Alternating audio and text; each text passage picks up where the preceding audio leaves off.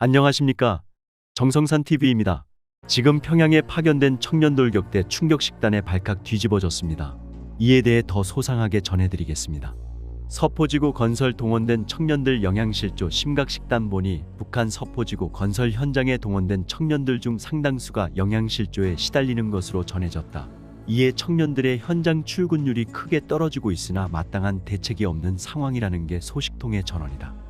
서포지구 건설장에 동원된 속도전 청년 돌격대원들 속에 영양실조자가 증가하고 있다며 이로 인해 돌격대 단위별 출근율이 70%를 넘어서지 못하고 있다고 전했다. 소식통은 영양실조로 더는 일할 수 없는 상태의 청년들이 태반이라면서 건설장에 동원된 돌격대가 제대로 먹지 못하는 일은 흔하지만 영양실조자가 이렇게 많은 적은 처음이라고 말했다. 돌격대에 제공되는 식사는 강냉이밥, 강냉이국수에 염장무나 시래기국이 전부이며 이 같은 식단은 개선될 여지가 없다는 게 소식통의 이야기다. 북한은 2021년 초 열린 8차 당대회에서 오는 2025년까지 수도 평양에 총 5만 세대 살림집을 짓겠다는 계획을 밝혔고 앞서 송신 송화지구, 화성지구 등의 새 살림집을 건설하는 사업이 진행됐다. 그리고 북한은 올해 평양 서포지구 새거리 건설을 제시하고 지난 2월 착공식을 개최했다. 당시 착공식에 참석한 김정은은 2023년도 평양시 1만 세대 살림집 건설과 별도로 수도 평양의 북쪽 관문 구역에 4천여 세대의 살림집을 일도 세워 온근 하나의 특색 있는 거리를 형성하는 중요한 대상 건설을 사회주의 애국 청년동맹과 백두산 영웅 청년돌격대의 통째로 맡기기로 했다고 말했다. 이에 사회주의 애국 청년동맹의 산하 조직으로 알려진 속도전 청년돌격대가 건설장에 동원됐는데 돌격대원들이 열악한 식량 문제로 영양실조에 걸리는 등 건강 이상 증세를 보이고 있다는 것이다. 국가 중요 건설에 동원된 이들에 대한 식량 공급마저 여의찮은 모양새다. 특히 청년 돌격대원들은 사실상 무보수로 하루 10시간 이상의 건설장에 내몰리고 있는 것으로 전해졌다. 좋지 않은 영양 상태에서도 장시간 고강도 노동에 시달리고 있는 셈이다. 건설용 장비가 제대로 갖춰지지 않은 북한에서는 건설 노동자가 아닌 인력을 대거 투입해 공사를 진행한다. 특히 북한은 청년들이 어렵고 힘든 부문으로 달려나가야 한다고 선동하면서 청년들을 각종 건설장에 동원하고 이를 자발적인 지원이라고 선전하고 있다. 그러나 북한의 청년들이 혹독한 환경에서 노동을 착취당하고 있다는 탈북민 등의 증언에 국제사회와 인권단체들은 이를 현대판 노예제라고 비판하고 있다. 이어 소식통은 북한 평양 화성지구 2단계 1만 세대 살림집 건설과 서포지구 살림집 건설 등에 동원된 청년 돌격대원들이 고된 노동으로 현장을 이탈하는 사례가 늘고 있다는 보도가 나왔다. 일부 대원들이 노동 강도를 견디지 못하고 쓰러지기도 하는 것으로 알려졌다고 보도했다. 평안북도의 한 주민 소식통은 지난 자유아시아 방송에 이달 초 평양 살림집 건설에 동원됐던 아들이 집에 왔다면서 현장에서 몰래 도망친 것이라고 전했다. 이 소식통은 신의주 신발 공장 노동자였던 아들은 지난 3월 도에서 조직한 청년 돌격대에 선발되어 평양화성지구 2단계 살림집 건설에 나갔었다고 증언했다. 이어 기초공사부터 청년 돌격대원들은 옥수수밥에 무국을 먹으며 쥐야 노동에 내몰리다 보니 잠자리에서 통증 때문에 신음소리를 내고 있는 청년들이 많다는 말을 아들에게 들었다고 강조했다. 소식통은 제대로 먹지도 못하고 강도 높은 노동에 내몰리다 보니 아들이 일하는 청년돌격대 소대에서 집으로 도망간 청년이 지난달 말에도 3명이 있었다며 돌격대 소대장이 이들을 데리러 신의주에 왔으나 영양실조로 집에 누워있어 그냥 돌아갔다고 말했다. 이 소식통에 따르면 평양 살림집 건설 현장에서 일하던 청년돌격대원이 이탈하면 청년돌격대 소대장도 책임에서 벗어나지 못한다는 것이다. 이 소식통은 이에 소대장은 건설장에서 도망친 청년들의 문제를 그대로 상부에 보고하지 않고 영양실조로 집에 보낸 것으로 처리하고 있다고 RFA에 설명했다. 같은 날 평안남도의 또 다른 소식통도 안주시에서도 지난 3월 말 200명의 청년들이 돌격대로 선발되어 평양 서포지구 살림집 건설에 파견되었다고 전했다. 소식통은 그러나 수도건설장에서 기초공사가 끝나고 골조공사에 진입하자 강도 높은 노동에 견디지 못하고 청년 돌격대원 2명이 지난달 말에 집으로 도망쳤다고 설명했다.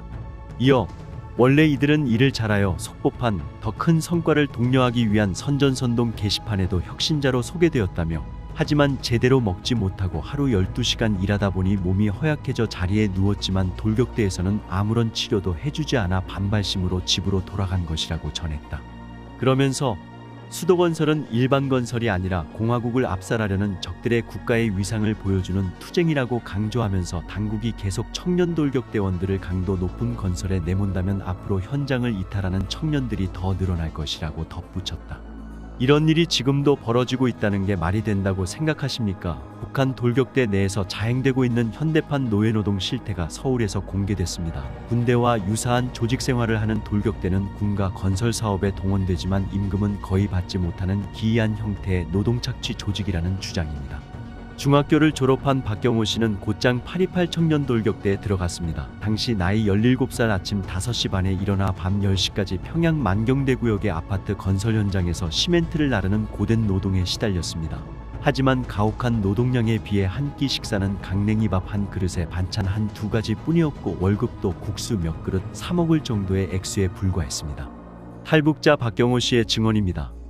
제일 힘들었던 것은 시멘트 하차 작업입니다. 대대원이 200명 정도가 한방통에서 포대로 삽으로 떠서 등에 메고 나르는데 시멘트가 몸에 다 붙어 땀과 같이 콘크리트가 돼요.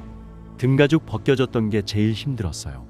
돈을 못 받았다는 게 가장 황당하고 한국에 오자마자 일을 했거든요. 아, 일을 하면 돈을 주는구나. 그런데 내가 저기서 3년을 무보수로 일했으니까 통일되면 받을 수 있을까? 제2연합기업소 산하 25금속 공장 건설사업소에 배치된 허광원 씨. 제2연합기업소는 북한 전역에서 토대가 안 좋은 사람들을 뽑아 조직한 곳으로 개성에서만 모두 500여 가구가 무산으로 추방돼 건설 현장에 동원됐다고 증언했습니다. 그 뒤 서도수발전소 건설공사 현장과 온성탄광 등에서도 일한 허 씨는 하루 종일 허리를 펴지 못한 채로 일하느라 지금도 허리가 구부정하다고 하소연했습니다. 탄광에 끌려갔는데 곡괭이로 석탄을 파내는데 아침에 들어가면 저녁 때까지 허리를 못 펴요. 그리고 한두 사람씩 자꾸 사라졌어요. 사람들이 춥다. 여기 못 살 곳이다. 그런 사람들은 가족이 다 없어지고 한 70세대가 없어졌다고요. 나중에 알고 보니 불평하는 사람들 모두 정치범 수용소에 보낸 것이었어요. 보고서는 또 북한의 중학교 졸업생 중 출신 성분과 신체 조건이 가장 떨어지는 학생들이 거의 강제적으로 동원되는데 고된 노동과 배고픔, 구타로 이탈자들이 많이 발생하며 장비가 제대로 갖춰져 있지 않아 안전사고도 자주 일어난다고 전했습니다. 가장 심각하다고 느끼는 것은 여자 인권 문제입니다. 북한 여성들 너무 억세고 강해서 몰랐거든요. 한국 와서 보니 여성들이 여성스러운 거예요. 분명 그들도 똑같은 여자예요. 그들은 왜 그렇게 거칠게 남자들처럼 살아야 하는가 생각했을 때 가슴 아프고, 친한 누나는 너무 힘들다 도망치고 싶다고 여기서 다 죽을 것 같다는 식으로 이야기했습니다. 평양의 소식통을 인용해 평양의 서포지구 건설장에 동원된 청년 돌격대원들의 연애가 작업에 지장을 준다면서 청년동맹사회주의애국 청년동맹 중앙위원회가 최근 가까이에 있던 남녀 숙소를 멀리 떨어뜨려 놓았다고 전했다. 고향을 두고 멀리 평양으로 와 주택 건설에 주력하고 있는 청춘 남녀들은 힘들고 외로운 현장에서 서로 의지하다가 연인 관계로 발전하는 경우가 여럿 있다고 한다. 황해남도 여단 돌격대에서는 20대 후반의 남성과 20대 초반의 여성이 한밤중까지 연애하다가 지휘관들에게 들켜 비판 무대에 오른 일도 있었다. 게다가 이미 결혼한 남자 돌격대원들이 아내와 멀리 떨어져 지내게 된 상황에서 건설 현장의 처녀 돌격대원들과 부적절한 관계를 맺고 임신하게 하는 사건까지 발생해 문제가 되고 있다. 최근 이러한 일꾼들의 연애가 건설 사업 진행에 지장을 준다는 보고가 청년동맹 중앙위에 접수됐다. 청년동맹 중앙위는 문제를 일으킨 청년들을 건설장에서 퇴출하고 문제 해결을 위한 조치로 남녀 숙소를 멀리 떨어뜨려 놓았다고 한다. 지시가 내려진 다음날 여성 돌격대원 숙소에서 1km 떨어진 곳으로 남성 돌격대원 숙소를 옮기는 작업이 진행됐다.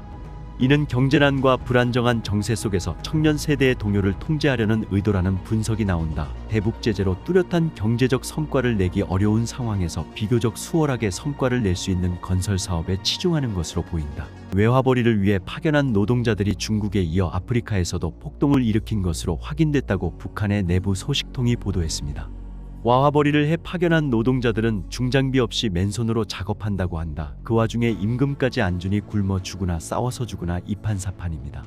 보도에 따르면 아프리카 콩고공화국 건설 현장에서 근무하는 북한 노동자 수십 명이 지난달로 예정됐던 귀국이 연기되자 이에 반발하며 폭동을 일으켰다. 앞서 북한 국방성 산하업체가 노동자를 파견한 중국 지린성 허룽시 의류 제조 공장과 수산물 가공 공장에서 지난 1월 임금 체불 문제로 처음 폭동이 일어났고 중국 야오닝성 단둥시 의류 공장에서도 지난달 노동자 약 10명이 귀국을 요구하며 출근을 거부하는 등 집단 행동이 지속되고 있다고 주장했다.